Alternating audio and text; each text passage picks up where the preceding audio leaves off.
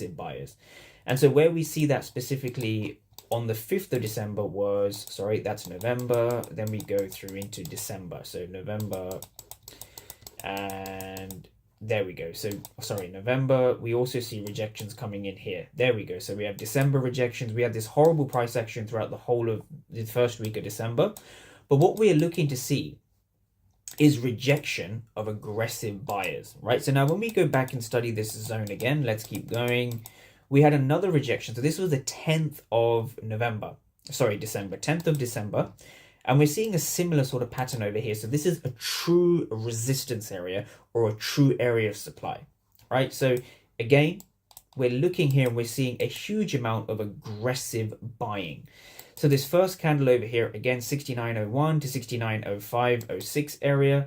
So for those who were trading, this would have been this movement here, right? This was this movement here. So the reason we had such a big sell-off post FOMC was because we tapped into this area of supply. Now, what makes an active area of supply?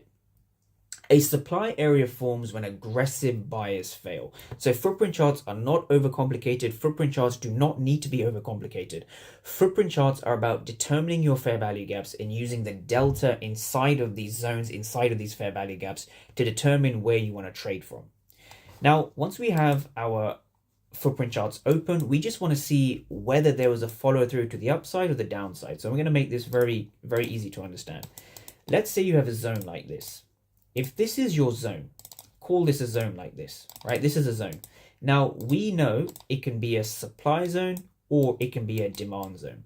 So when we tap into our zone like this, right, we are going to see a stall in price and a break to the downside, just like this. Now, what's going on inside of here tells you whether it's an area of supply or an area of demand.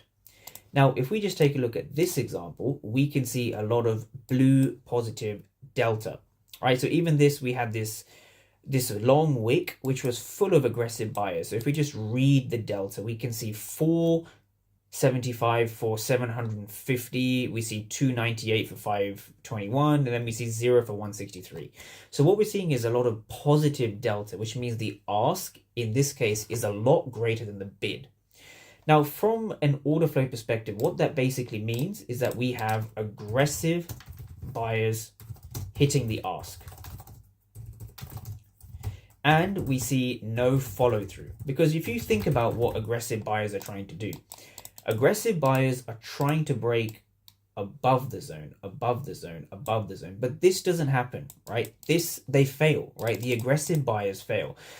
So aggressive buyers hitting the ask with no follow through, what this means is that sellers are in control. And so this is what makes it an area of supply, right? When there's an oversupply of anything, the price of it falls. So the reason we had such an aggressive sell-off post FOMC, so this was the 10th of December, is simply because we were at an area of supply. Now, this area of supply becomes very important for Monday's trade, right? Because